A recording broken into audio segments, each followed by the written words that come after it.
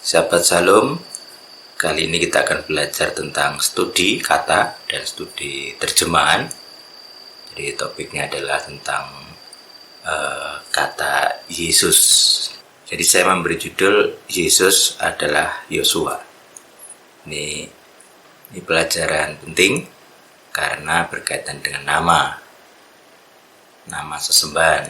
Jadi kita harus tahu asal usulnya, semantik, semiotika, etimologi, dan lain-lain. Jadi kalau kita ngomong Yesus itu tahu artinya, tahu maknanya, tahu sumbernya dari mana. Baik, selamat menyimak dan semoga memberkati. Kreposte ke dara potisi kia ridia sikinda reporet sakere te kai sikere porete sikin. Porque te sikiana arete kia sikere te sikiana harapati hasikin. Poka porete hese kari kasikina haramante kesin. Koro pote il kete sikere pokora ta kai sikere poste kete sa. Parete kai se kar porte sikere ta sikere porte se. Koto kansa kara pota kasi kira ta kara pokasin. Pora kata se kara ta kaya sakita poya si kira ta kaya se. Kita kaya pora ta kaya sakara ta. Pora te se kita sapere te kasi kira ta kasi kares. Amin. Ya, jadi saya akan memulainya dengan studi terjemahan. Jadi saya akan melihat adanya terjemahan yang berbeda, yaitu dari satu ayat Ibrani 4 ayat 8. Ini salah satu ayat yang penting sekali untuk dipahami lah ya, untuk dipahami dan diketahui. Jadi dari Ibrani 4:8 ini, jadi dari Ibrani 4:8 itu ada perbedaan kata, perbedaan terjemahan. Misalnya saya membuka dari terjemahan baru, ada kata Yosua di sini. Cuman ternyata dalam sejarah penerjemahan dalam ayat ini bukan kata Yosua yang dituliskan. Saya akan membuka dari King James. King James ya, saya punya beberapa versi King James. Yang pertama adalah 1611, jadi ini King James yang awal. Yang menarik adalah ada kata Yesus di sini, pakai I, jadi ini belum pakai J. Tuh. Kemudian King James yang 1769 ada kata J. Kok bisa? Sementara ITB yang kita kenal itu kan menggunakan kata Yosua. Yosua kok di terjemah lain Yesus ya. Nah itu makanya saya memberi judul ini, Yesus adalah Yosua.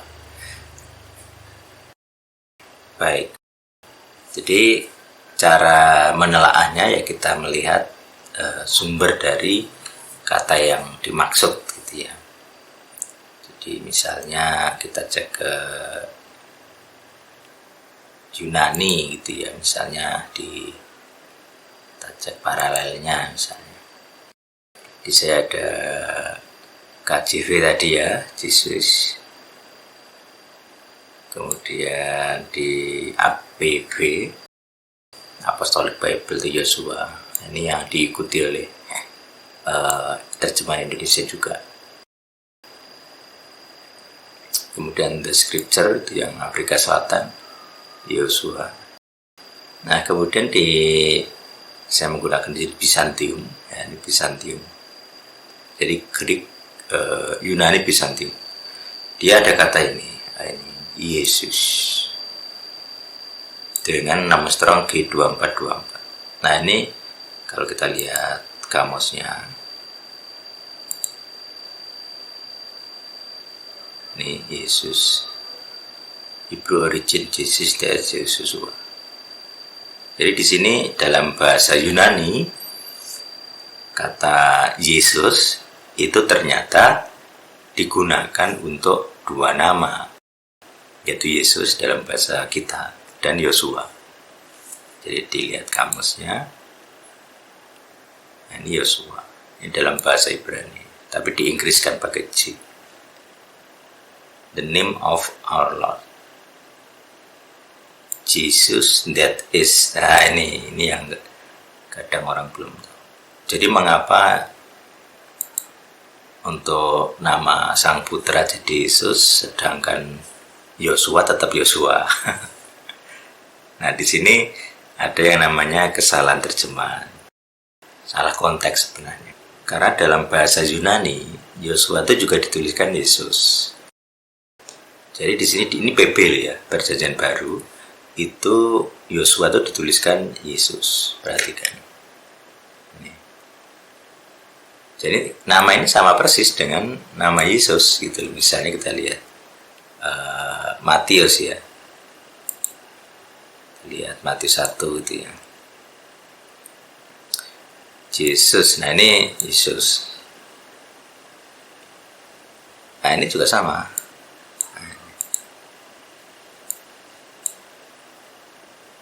Ya. Nah, jadi pemahaman tentang terjemahan kata itu penting. Jadi kita tahu bahwa ternyata Yosua itu Yesus, nama Yunaninya. Jadi kalau demikian, kalau kita ngomong Yesus, itu berarti secara sejarah berasal dari kata Yosua atau Yehosua. Nah, kita bisa lihat itu di kitab Yosua sendiri dalam bahasa Ibrani atau dalam bahasa Yunani. Kita lihat yang disebut PL Yunani atau LXX. Nah, itu ada di sini. Mana tadi? LXX. Oh, salah. Ya, sini. Nah, sini saya coba klik. Nah, di sini ada kata Yosua.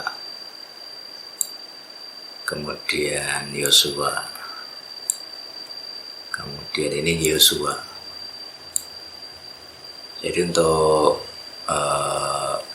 the scripture dia konsisten. Yosua ya Yosua. Kemudian kita lihat yang namanya ini kita ganti LXX. Nah, kita cari ya, ini rupanya sama G224. Jadi kayak tadi. Jadi G2424 ini seperti persis yang Ibrani 4:8 tadi sama. Jadi nomor strongnya sama. Jadi ada yang pakai S, ada yang tidak. Yesus dan Yesus, ada dua versi varian penulisan. Nah, apa yang saya ingin sampaikan adalah kita tahu bahwa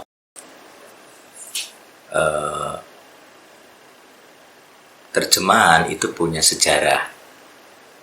Jadi kalau kita ngomong Yesus, kemudian kita ngomong Yosua, itu sebenarnya sama. Dalam nama Yesus, dalam nama Yosua itu sama persis. Mungkin ya ini memang itu tendensi sebenarnya, tendensi dari para penerjemah itu, mereka ingin supaya nama Sang Putra ini punya keunikan, gitu, punya keunikan. Padahal secara sejarah, apa istilahnya? Secara penampakan asal usulnya itu berasal dari kata yang sama dengan Yosua ben Nun, bahkan juga sebenarnya Yesua ben Yosadak. Nah, kita nanti bahas kata Yesua itu di video selanjutnya. Saat ini kita bahas kata Yosua dulu. Jadi kalau saya ngomong Yesus, saya sama saja dengan ngomong Yosua.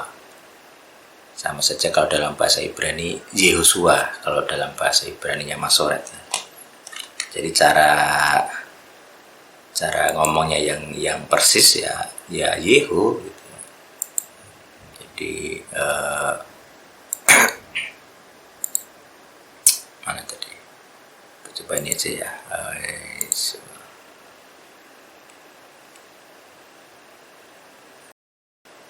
Nah ini kelihatan tambah. Jadi ini Y atau Seva, sebenarnya Yehosua, tapi kan dibaca cepat. Tapi dalam bahasa Indonesia jarang sekali menggunakan pengucapan Y. Jadi biasanya kalau saya sendiri nggak masalah pakai E ya, Y bukan Y. Kayak yaitu Seva kan cepat, cara bacanya cepat. Yosua kayak gitu. Jadi nggak kelihatan E tapi Yosua. Kemudian ini tuh O, Yehu. Nah ini ada titik di atas ini. Ini waf tapi dijadikan vokal. Kemudian titik di atas ini jadi ini titik di atas ini jadi O. Ini waf dibaca O. Karena kadang ada juga waf yang dibaca O, nanti ada tanda baca O di bawah. Nah kalau ini O, Yehu. Ini sin, S ya, shin tapi suara tenggorokan, shin. Nah ini U, tanda baca U ini. Yesu, A, ini ayin. Jadi cara baca sesuai Masoret itu Yehosua. Diterjemahkan bahasa Inggris jadi Joshua. Kemudian di bahasa Indonesia biasanya disebut Yo, pakai Y, Yosua. Baik. Nah, ini nih yang perlu kita paham. Jadi kalau saya ngomong Yesus, itu saya sama saja dengan ngomong Yosua, sama saja saya ngomong Yehosua. Gitu. Jadi kalau apa istilahnya, melakukan deklarasi gitu ya, atau pengusiran setan, maka DET lebih menggunakan bahasa Ibraninya Yosua. Kenapa? Karena itu nama aslinya. Jadi nama Yesus itu adalah nama terjemahan Yunani. Tidak ada yang bisa bantai. Karena tadi saya perlihatkan. Jadi dalam yang namanya terjemahan Yunani dari Tanak atau PL ya, itu nama Yosua itu adalah Yesus. Jadi misalnya kita lihat ini Hebrew ya. Nah seperti ini bisa juga untuk data. Jadi kalau ada Yosua di sini, nah yang tadi yang saya buka tadi ini Yosua, maka di Yunani itu adalah Yesus. Nah, itu di kamusnya adalah Yesus. Jadi jangan istilahnya apa ya? Jangan bingung, jangan merasa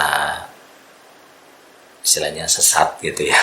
Karena ada orang yang hobi mencap sesat.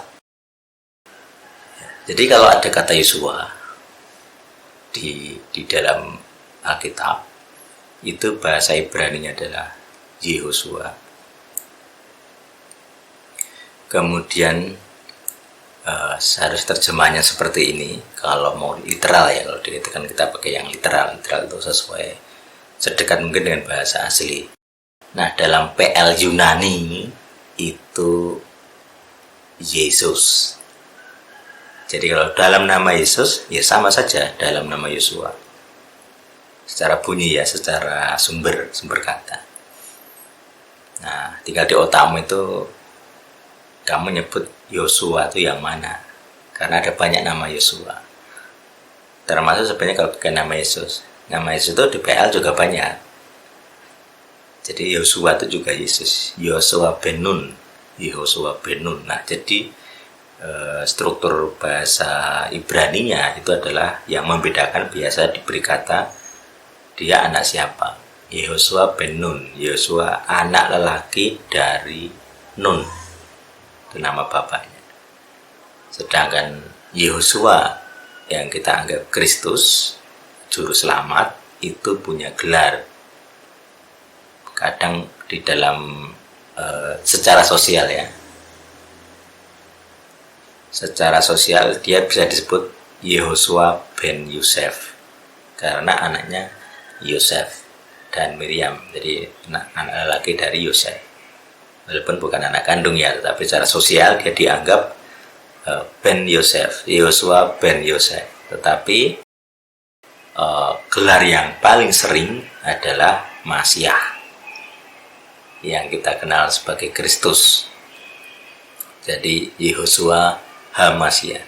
Jadi kalau saya ngomong dalam nama Yosua Hamasiah, sama dengan diterjemahkan sebagai dalam nama Yesus Kristus. Karena kita mayoritas adalah keturunan gereja-gereja Eropa yang menggunakan bahasa Yunani sebagai kitab utama atau bahasa utama. Sedangkan aslinya ya seperti ini saya tunjukkan. Yesus itu terjemahan dari Yehosua. Jadi itu kata terjemahan. Makanya perlu hati-hati kalau ngomong Yesus adalah nama di atas segala nama. Karena kata Yesus itu bisa diganti dengan kata Yehosua. Ini yang di ET saya praktekkan. Termasuk nanti kalau pengusiran setan, saya menggunakan literal bahasa Ibraninya Yehosua sesuai tadi dalam kitab Masoret. Jadi tidak ada yang bisa menyalahkan. Ya ini tadi ya. Jadi akan lebih mendekati literal, mendekati aslinya kalau kita mengikuti bunyi dan kata dari kitab Masoret. Begitu. Jadi sebenarnya kalau ditanya lebih berotoritas yang mana, kitab Masoret atau terjemahan Yunani. Yaitu kalau saya ya jelas yang Masoret, nama yang lebih otentik. Tetapi soal nama ini kita punya harus punya pemahaman. Nanti saya tambahkan lagi belajar tentang kata nama Sem. Karena kita itu di Indonesia terutama ya, itu ngertinya nama itu bunyi. Sedangkan kalau kita belajar kitab suci, kitab Israel, nama itu bukan bunyi saja. Jadi bunyinya bisa macam-macam. Sama seperti penyebutan nama suci. Kalau versi Masoret itu ada Yeho, ada Yehu, ada Yehi, ada Yahu, dan macam-macam. Ternyata ada banyak versi dalam kitab Masoret. Bunyinya sama, beda maksudnya ya. Jadi beda versi itu bunyinya. Tetapi dari semua kata tadi, Yehu, Yehi, Yeho, itu hurufnya sama. Jadi huruf ininya yang saya bold di sini itu ya cuman yod sama he. Bunyinya bisa beda-beda. Yang bedakan namanya tanda baca atau nikob.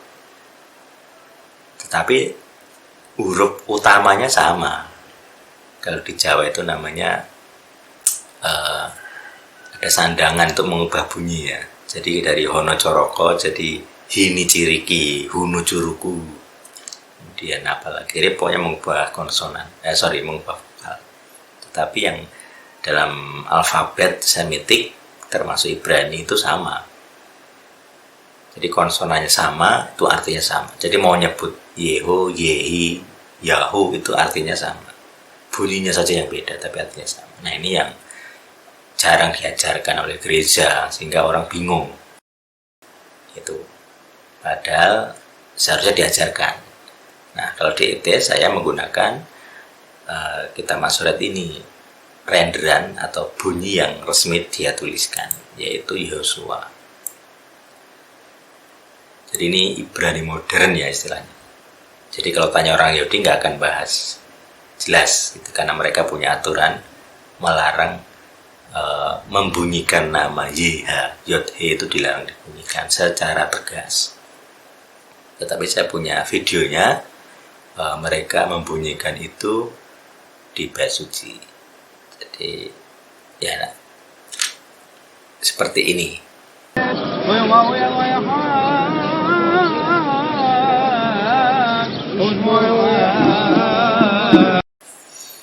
Ya itu. Jadi kalau pemahaman dasarnya adalah kalau kamu nyebut Yehoshua, kamu artinya nyebut Yesus. Jadi jangan mau dibodohi, jangan mau ditipu ya maksudnya. Kalau yang nyebut Ibrani kan ada yang anti Ibrani, jadi Kristen anti Ibrani. Ini yang salah. Bahkan menganggap kitab yang Ibrani itu sesat, kan lucu. Jadi kita mau itu terjemahan tapi menganggap kitab aslinya malah sesat, kan. Tolong itu pikiranmu diperbaiki, di setel ulang untuk belajar pemuritan yang benar. Kalau kamu nulis dalam bahasa Indonesia kemudian karyamu diterjemahkan bahasa Inggris, ya otentik ya bahasa Indonesia, bukan bahasa Inggris gitu. Ini yang kadang orang nggak ngerti. Nah itu pembahasan singkat. Jadi kalau saya ngomong Yosua, sama saja saya ngomong Yesus. Demikian pula sebaliknya. Tetapi karena kata Yosua ini ada Yod-He-nya yang masuk kategori nama suci, saya tidak akan sering-sering mengucapkan, kecuali diperlukan. Karena kalau bahas Masoret kayak gini kan harus dibacakan ya. Jadi bunyinya harus dibacakan. Karena orang nggak ngerti, jadi pendeta pun nggak akan ngajari kamu. Jadi apalagi kalau kamu tanya orang Yahudi nggak akan dijawab. Karena mereka akan membunyikannya tanpa H. Jadi ada aturannya tanpa H itu. Jadi bahkan untuk kata, huruf itu YH itu tidak boleh. Ini yang saya kurang suka ya. Makanya ET itu tidak bisa menganut rabbinik karena ada aturan-aturan yang bagi saya nggak cocok. Termasuk larangan mengucapkan Yod-He atau YH ini. Makanya muncul nanti nama Yesua. Itu nanti dalam pembahasan selanjutnya. Tetapi sisi lain dari pelajaran kali ini adalah penerjemah itu bisa salah. Contohnya di sini tadi adalah King James, penerjemahnya Raja James itu salah. Jadi dia salah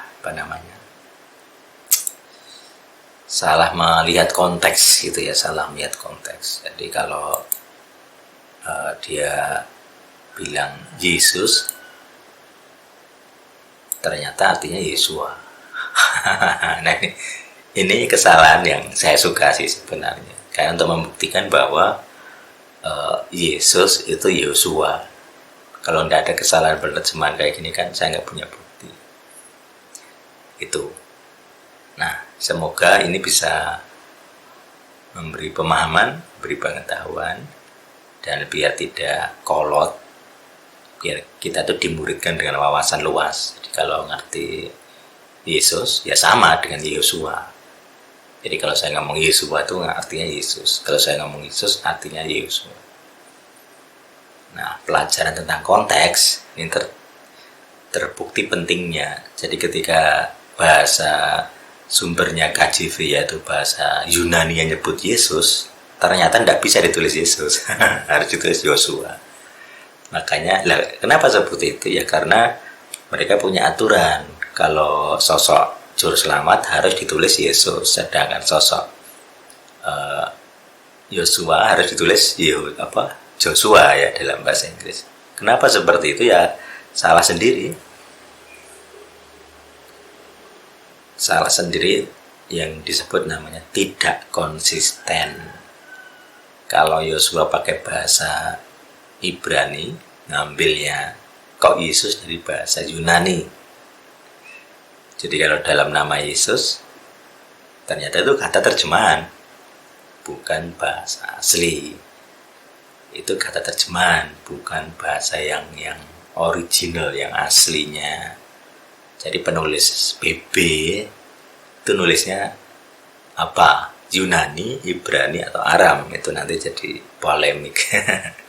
Tetapi di ET kita akan jelas menggunakan kata Yehosua. Supaya apa? Supaya ngerti sumber Ibraninya itu sama, kamusnya juga sama. Jadi G24 Yesus, Yesus itu bacanya. Nah, karena huruf I-nya itu juga ada karena Y-nya itu memang tidak ada dalam bahasa Yunani-nya. Tetapi secara bunyi, bunyinya bahasa Yunani-nya, audio ya, di Alkitab audio Yunani nanti seperti ini bunyinya. Arche tu Evangeliu Jesu Christu, iu tu Theou. Nah, itu pelajaran kita hari ini. Supaya ngerti kalau saya ngomong Yesus, itu ya artinya Yosua.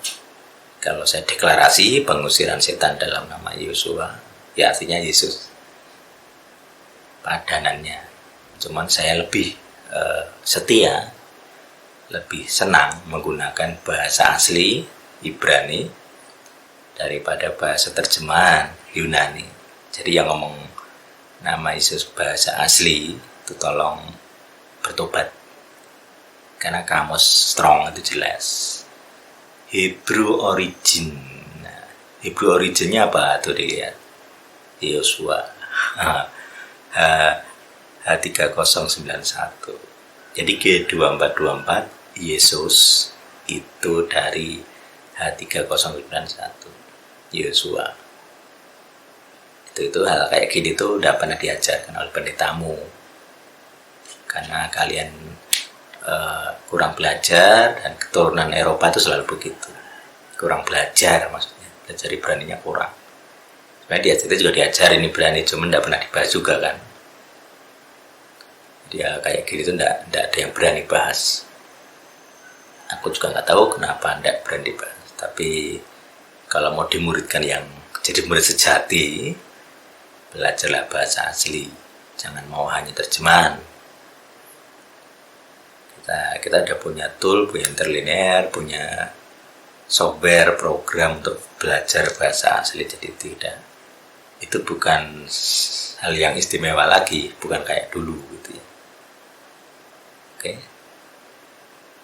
Terima kasih sudah mendengarkan dan membuka hati. Semoga memberkati. Amin.